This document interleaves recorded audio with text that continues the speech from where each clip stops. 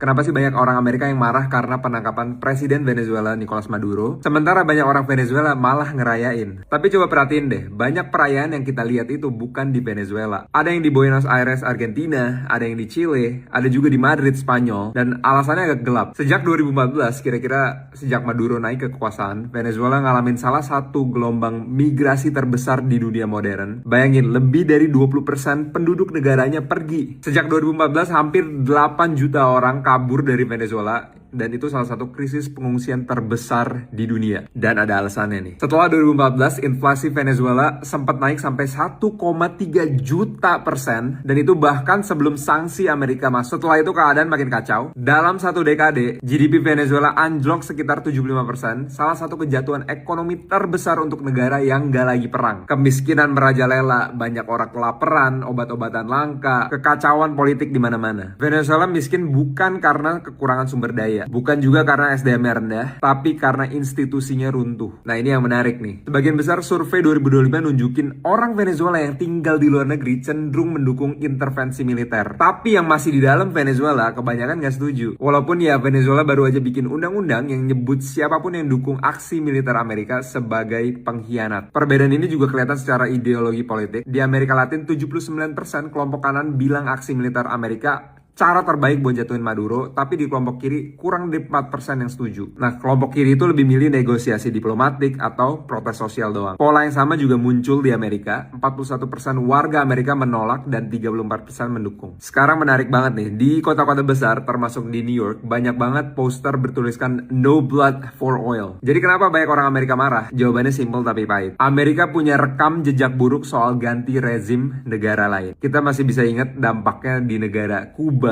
Libya, yang terakhir Irak. Mereka bilang ini, imperialisme terang-terangan, pelanggaran hukum internasional, dan Presiden Amerika nggak punya hak untuk ngurusin negara lain. Tapi di sisi lain orang Venezuela juga bilang, Maduro itu diktator berdarah dingin yang ngerusak hidup jutaan orang. Dan justru mereka berterima kasih, karena untuk pertama kalinya dalam puluhan tahun Venezuela akhirnya bebas. Dan orang Venezuela yang di luar negeri itu tadi akhirnya boleh pulang. Padahal dulu Venezuela pernah jadi salah satu negara terkaya di Amerika Latin. GDP-nya per kapita lebih tinggi pernah dari Spanyol, Portugal, Yunani, bahkan Korea Selatan. Pertanyaannya sekarang cuma satu, apakah ini awal kebangkitan Venezuela atau masalah yang lebih besar lagi buat mereka?